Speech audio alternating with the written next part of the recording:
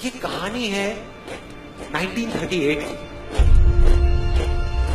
कैरली नाम के एक आदमी की हंगेरियन आर्मी में, और वो उस कंट्री का बेस्ट पिस्टल शूटर था।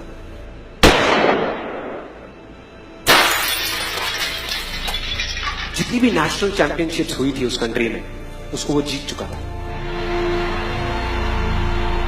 और सबको ऑलमोस्ट कंफर्म था कि 1940s में जो ओलंपिक्स होने वाले हैं उसमें गोल्ड मेडल कैरली को ही मिलेगा।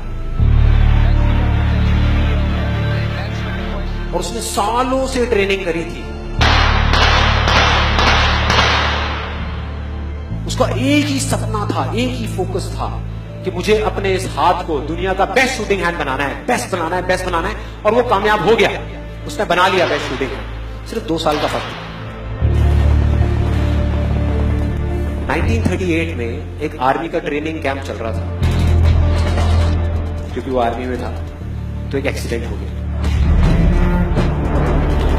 उसके उसी हाथ में जिससे उसने गोल्ड मेडल जीतना था, उसमें एक हैंड ग्रेनेड फट गया और वो हाथ चला गया। जो उसका सपना था, जो फोकस था, सब खत्म।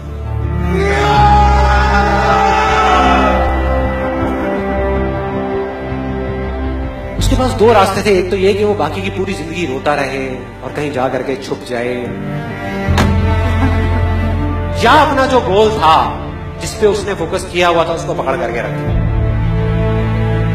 तो उसने फोकस किया उस पे नहीं जो चला गया था, जो उसके पास नहीं था। उसने फोकस किया उस पे जो उसके पास था।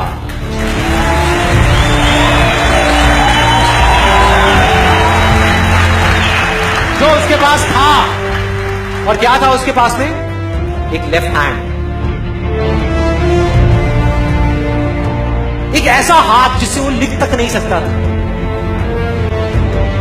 1 महीने तक उसका हॉस्पिटल में इलाज चला इस हाथ के लिए, और सही 1 महीने बाद अपनी ट्रेनिंग शुरू कर दी इस हाथ की।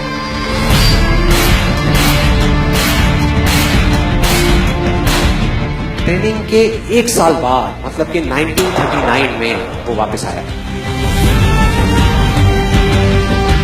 नेशनल चैंपियनशिप्स हो रही थी वहीं पे हंगरी में, और बाकी भी बहुत सारे पिस्टल शूटर्स थे वहां पर। उन्होंने जा करके उसको कंग्रेचुलेट किया। कहा कि यार देखो, ये होता है जज्बा, ये होती है स्पोर्ट्समैन स्पिरिट, कि इतना सब कुछ होने के बाद भी तुम यहां पर आए हो हमको देखने के लिए और हमारा हौसला बढ़ाने के लिए। किसी को नहीं पता था कि वो 1 साल से अपनी ट्रेनिंग कर रहा था लेफ्ट हैंड की। और उसने जवाब दिया, मैं यहां पर तुम्हारा हौसला बढ़ाने नहीं आया, तुम्हारे साथ कॉम्पीट करने आया हूं, तुमसे लड़ने आया हूं, तैयार हो जाओ। और कंपटीशन हुआ। बाकी सब वहां पर जितने भी लोग थे वो कॉम्पीट कर रहे थे अपने बेस्ट हैंड से। ये कॉम्पीट कर रहा था अपने ओनली हैंड से, ओनली हैंड से। कौन जीता? The man with the only hand, Kairali जीत गया। लेकिन वो यहां नहीं रुका। उसका गोल क्लियर था कि मुझे इस हाथ को, इस कंट्री का नहीं, इस पूरी दुनिया का बेस्ट शूटिंग हैंड बनाना है। उसने अपना सारा फोकस उठा करके डाला 1940 पे, जब ओलंपिक्स होने वाले थे। लेकिन 1940s के ओलंपिक्स कैंसिल हो गए वर्ल्ड वॉर की वजह से।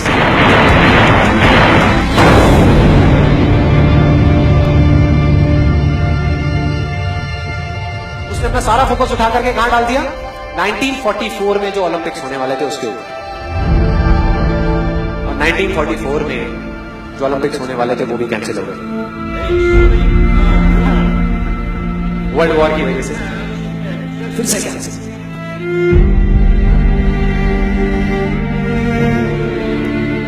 उसने अपना सारा फोकस उठा करके डाल दिया 1948 के ओलंपिक्स में।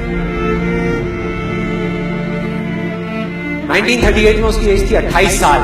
1948 में उसकी एज हो चुकी थी 38 इयर्स।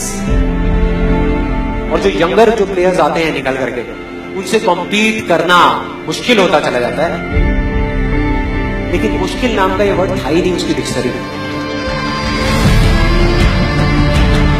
वो गया, पूरे वर्ल्ड के बेस्ट शूटर्स आए हुए थे जो अपने बेस्ट हैंड से कॉम्पीट कर रहे थे, और ये अपने ओनली हैंड से कॉम्पीट कर रहा था। और कौन जीता? The man with the only hand.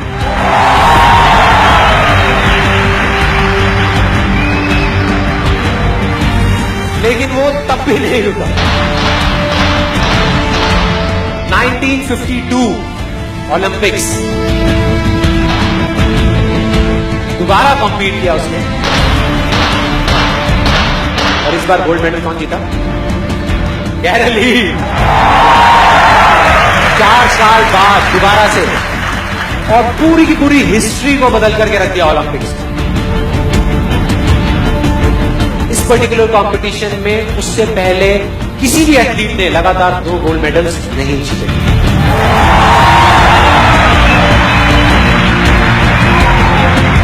अब किसी भी लूजर के पास चले जाओ, उसके पास लिस्ट होगी बहानों की कि मैं इस वजह से फेल हुआ अपनी लाइफ में, इस वजह से मैं कुछ नहीं कर पाया। बहुत लंबी लिस्ट है।